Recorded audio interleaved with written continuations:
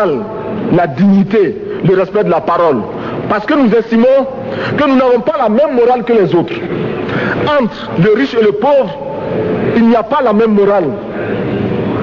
La Bible, le Coran, ne peut pas servir de la même manière celui qui exploite le peuple et celui qui est exploité. Il faudrait alors qu'il y ait 2 éditions de la Bible et 2 éditions du Coran.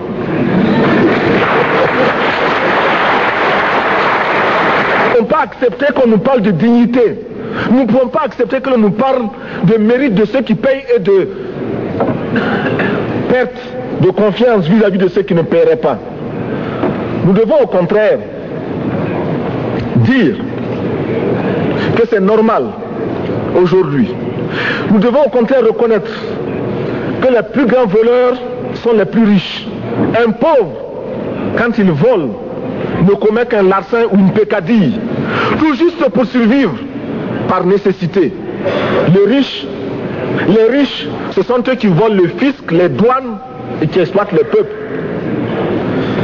Monsieur le Président, ma proposition ne vise pas simplement à provoquer ou à faire du spectacle. Je voudrais dire ce que chacun de nous pense et souhaite. Qui ici ne souhaite pas que la dette soit purement et simplement effacée? Celui qui ne le souhaite pas, il peut sortir, prendre son avion et aller tout de suite à la Banque mondiale payer. Tous nous souhaitons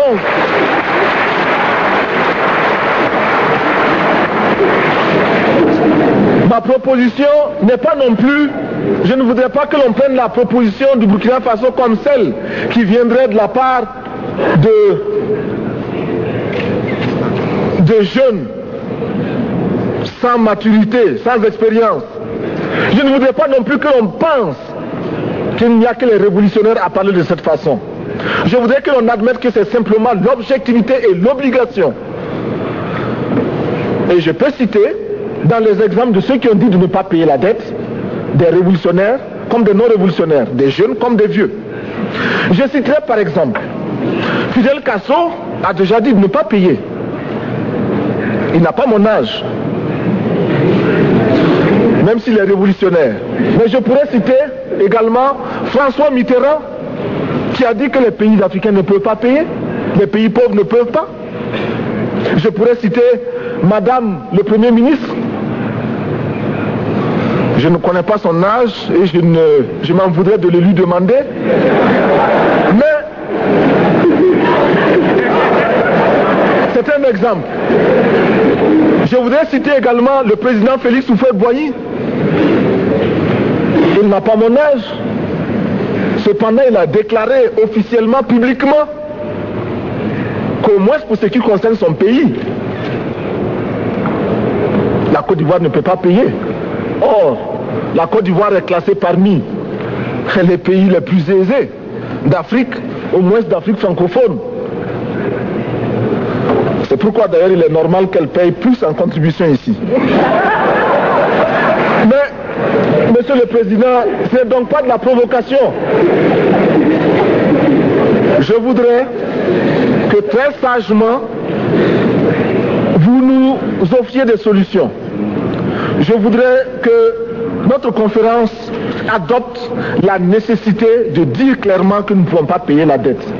Non pas dans un esprit belliqueux, belliciste. Ceci pour éviter que nous n'allions individuellement nous faire assassiner. Si le Burkina Faso tout seul refuse de payer la dette, je ne serai pas là à la prochaine conférence. Par contre, avec le soutien de tous, dont j'ai besoin,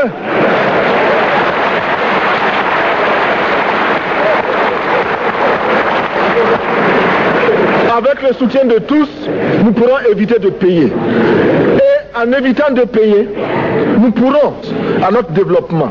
Et je voudrais terminer en disant, chaque fois qu'un pays africain achète une arme, c'est contre un Africain. Ce n'est pas contre un Européen. Ce n'est pas contre un Asiatique. C'est contre un Africain.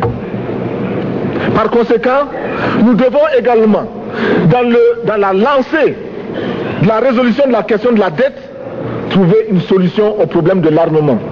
Je suis militaire et je porte une arme. Mais Monsieur le Président, je voudrais que nous nous désarmions.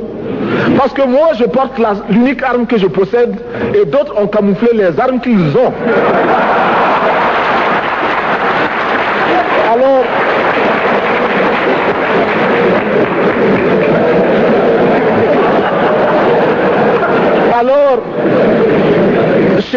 chers frères, avec le soutien de tous, nous pourrons faire la paix chez nous. Nous pourrons également utiliser ces immenses potentialités pour développer l'Afrique, parce que notre sous-sol sont riches. Nous avons suffisamment de bras et nous avons un marché immense, très vaste, du nord au sud, de l'est à l'ouest. Nous avons suffisamment de capacités intellectuelles pour créer, ou tout au moins prendre la technologie et la science partout où nous pourrons les trouver. Monsieur le Président, faisons en sorte que nous mettions au point ce front uni d'Addis Abeba contre la dette.